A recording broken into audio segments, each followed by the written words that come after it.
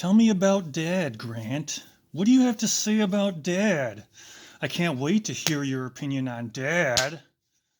Is where we left off in part 6 with Detective Anderson questioning the future AI overlord's favorite proto-human, the flesh battery known as Grant Amato. Can you tell I'm getting tired of looking at this guy's mosquito face and listening into that vocal secretion of a voice? But I'm going to put up with it so that you don't have to, for the sake of imparting valuable information that's hidden away inside this interrogation. I'll be the filter communicating it to you so that you don't have to put up with it. So Anderson's questioning is getting more pointed, more directed. He's redirecting Grant's answers instead of asking a 3-word question and letting Grant ramble for 3 minutes. Anderson is now interrupting and redirecting his answers because he's honing in on certain things that are important. Because so far, Grant's saying things like, Dad would make me feel bad. And the obvious follow-up to that would be, well, why didn't you move out, 29-year-old man?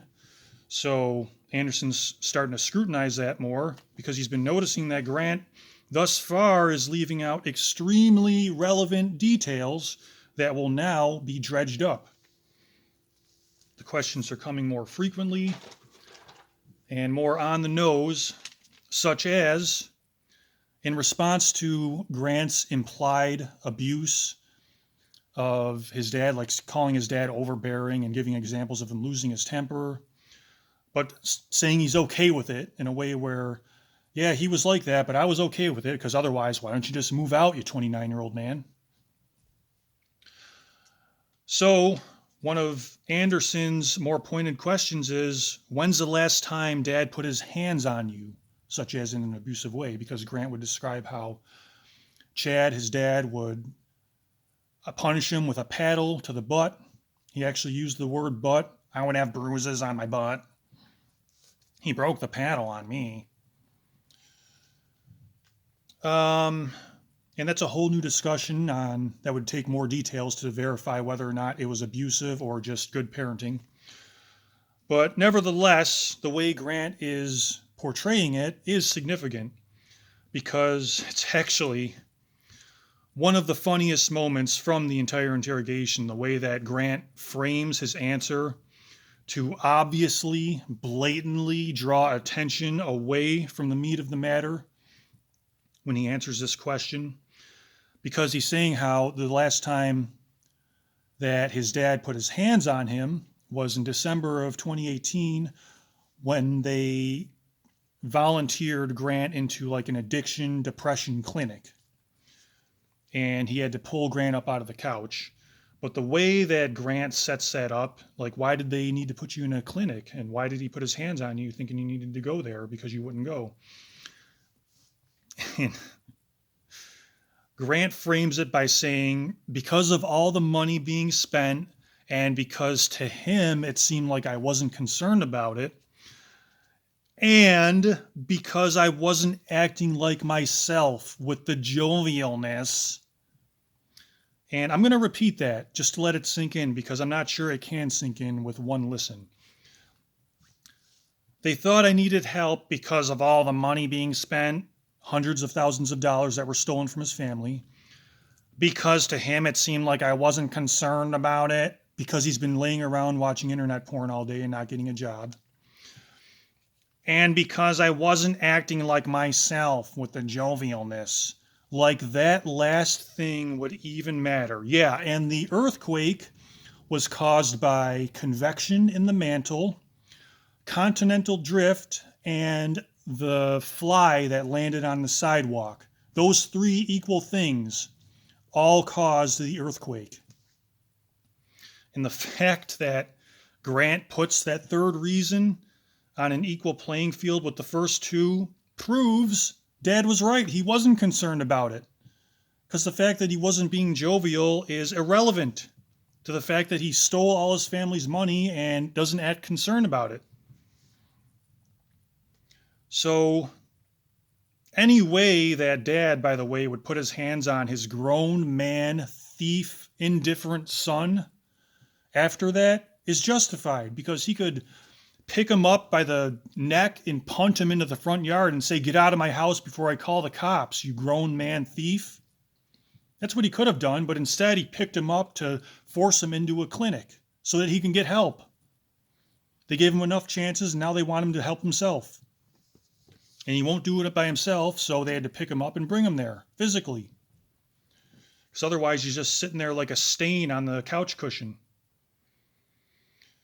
So yeah, the family, Grant presents it as it was the dad leading the charge to get him into the addiction clinic because of all the money he spent on internet porn.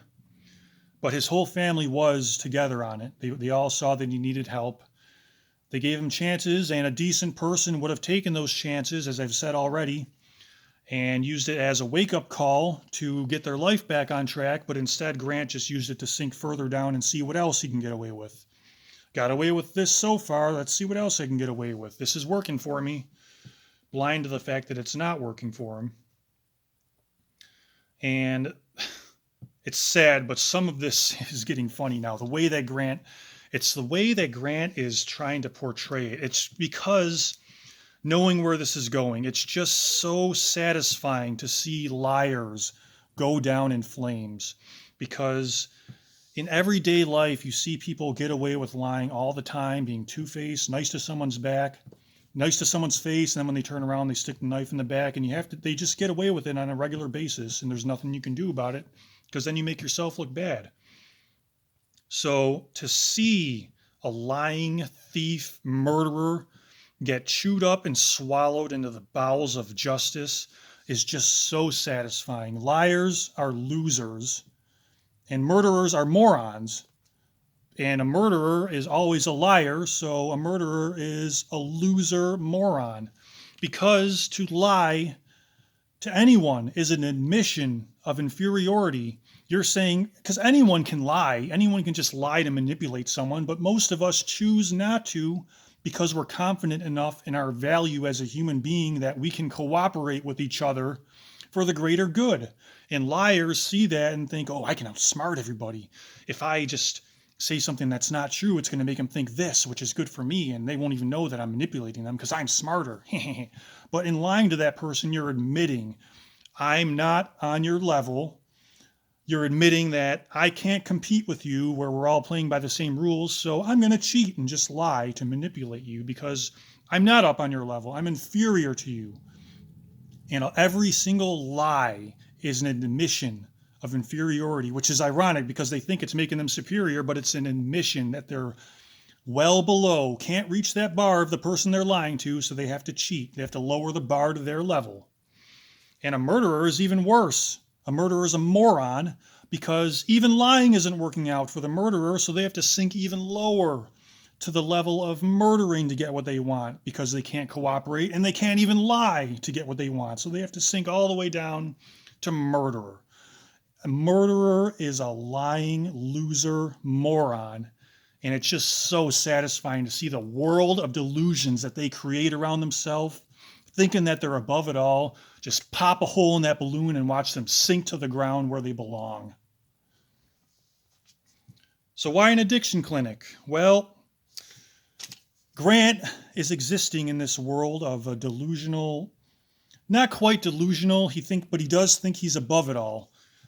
So this is where he thinks, he portrays it this way: Dad would let me spend his money, and then when I did, it was a huge problem. By the way, hundreds of thousands of dollars out of the parents' retirement money so that they would have to work for the rest of their lives. They've been working half of their lives, 3/4 of their waking lives, waiting for that retirement where they could finally relax and enjoy the fruits of their labor. And Grant took that away from them. And that's his description of, oh, I was allowed to spend money, but then when I did, it was a huge problem. I don't know. And I can just imagine that lying, loser, murdering moron Grant. The follow-up question that Danny Anderson asks about spending his dad's money being a huge problem, I can imagine that is number one on the list of questions that Grant was just hoping he wouldn't have to answer. It's two questions back to back, and they're interchangeable between 1 and 2 for questions that Grant was hoping he just wouldn't have to go down this road. So you had your dad's credit card, and what were you buying with it?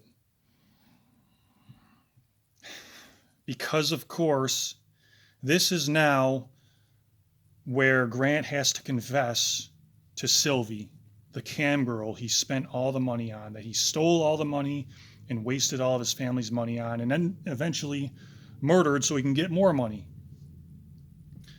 And who, by the way, never shows up in the interrogation in support of Grant. Did I mention that yet?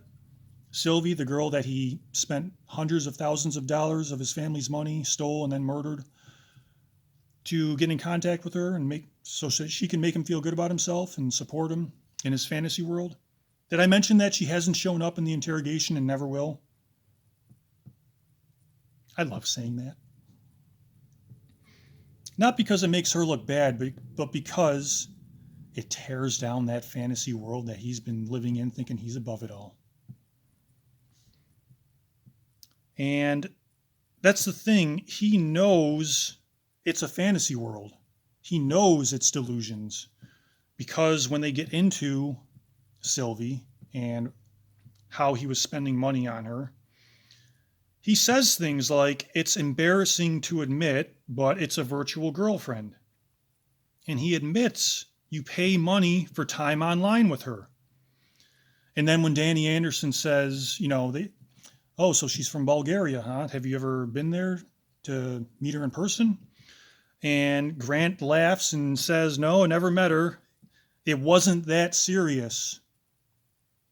So in case you've lost track, to give you a reminder, the girl that he spent hundreds of thousands of dollars of stolen money from his family and murdered his family to get more, it wasn't that serious.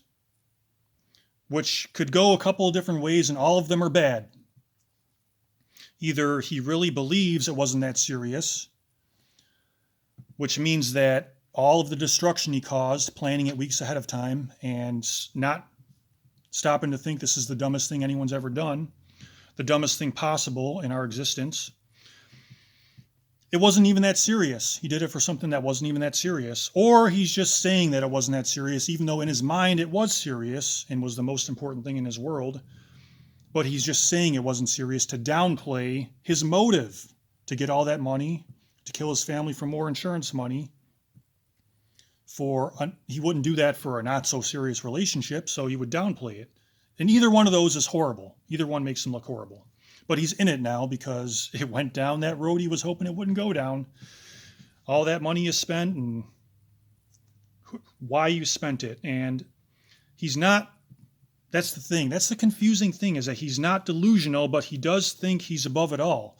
And it goes back to what I said in the beginning, that addiction and narcissism go hand in hand. Like addiction, to put the short-term satisfaction of your next fix ahead of everyone else and anyone else's goals, dreams, aspirations, or even their welfare, to put your own short-term satisfaction of your next fix ahead of all of that, anything else, is a narcissistic way to view the world. No one else is as important as you getting your next fix. That's narcissism. And a narcissist is addicted. They are an addicted mindset. They're addicted to their next narcissistic supply. They will do whatever it takes, say anything, do anything to get whatever their narcissistic supply is, whether it's to be told they're great, to be told they're doing a good job, to rack up their physical trophies and romantic relationships, whatever makes them feel like they're above it all. They will do whatever it takes, and nothing that anyone else cares about matters as much as them getting their next fix of narcissistic supply. So that's the above it all realm that Grant is currently existing in, addiction and narcissism coinciding. And now that Danny Anderson and later on Eva Malteri are zeroing in on that money factor, Grant is coming down to the real world on the surface of the earth. But we'll have to get into that in part 7? Yeah, we'll get into that and more in part 8. See you next time.